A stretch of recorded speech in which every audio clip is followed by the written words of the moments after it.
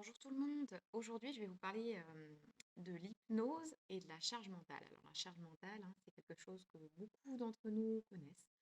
Euh, pour ma part, j'ai connu justement avant mon burn-out cette sensation d'avoir trop de choses à faire et de jamais m'en sortir et que la vie est qu'un empilement de choses à faire sans fin.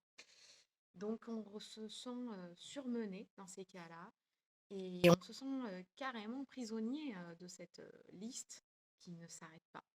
Donc, effectivement, ça nous provoque du stress et ça peut mener jusqu'au burn-out. Donc, comment on s'en libère? Parce que heureusement, on peut s'en libérer. Alors, l'hypnose, c'est un des outils très puissants pour se libérer parce qu'il va rétablir un équilibre entre le conscient et l'inconscient. Parce que vous allez me dire, ah, t'es gentille, Julia, mais bon, ma liste à faire, elle reste à faire. Donc, de toute manière, que j'aille voir quelqu'un, ça ne changera rien.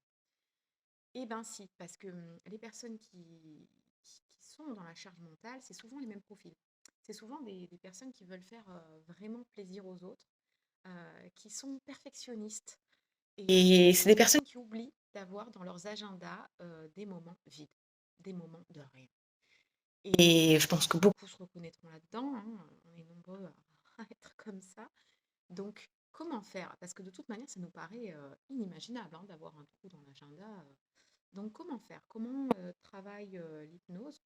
On va se servir en hypnose, bon, bien sûr, on va amener de la relaxation, ça c'est évident. Pas que l'hypnose d'ailleurs qui amène de la relaxation, hein. Il va y avoir des exercices de respiration, plein de choses qui permettent de trouver cet état. Mais l'hypnose, comme on est en état modifié de conscience, il faut savoir que les suggestions qu'on amène en hypnose, on est beaucoup plus réceptif qu'en état de conscience. Et c'est là où ça va être bien, c'est que on va demander à notre inconscient d'être créatif. D'être créatif pour justement trouver ce qui nous convient en termes d'équilibre de vie. Parce que le but, c'est de changer aussi notre perception des choses. De je dois tout faire, tout est important, tout est prioritaire. Et quand on est dans cet état-là, on a du mal à prendre du recul et finalement à voir que, bah oui, tout doit être fait, mais tout n'est pas urgent et important. Vous savez, vous connaissez peut-être dans le monde du travail cette organisation qu'on nous apprend à lister qu'est-ce qui est urgent, important. On commence par ça et ce qui n'est pas important, ça va derrière, ce qui n'est pas urgent, enfin, etc. Donc, c'est un petit peu de permettre à notre cerveau de réagir comme ça. Et on va aussi, pourquoi pas, travailler sur et si c'est pas fait, qu'est-ce qui se passe? Parce qu'on sait que 80% de nos peurs, elles sont pas justifiées. Donc, j'ai peur que ce soit pas fait, tout ça. Finalement, en fait, si on le fait pas, bah, c'est pas si grave que ça. Donc, il y a aussi un travail sur les croyances limitantes qui nous bouffent tous les jours. De je dois, je dois, je dois. Vous voyez, tout ce qu'on s'impose. Ça baisse aussi ce niveau de perfectionnisme parce qu'on va travailler la confiance en soi et en travaillant la confiance en soi, on va accepter d'avoir des petits défauts. Donc voilà pour en tout cas ce que je peux dire. Il y aurait plein de choses à dire là-dessus, c'est un sujet vaste.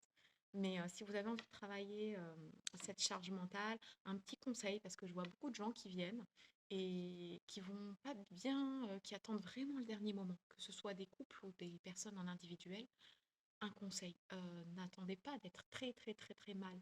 Parce que ça ne veut pas dire que c'est pas rattrapable, hein, mais plus on vient vite, et ben, plus c'est facile pour se sortir de comportements qui nous font souffrir.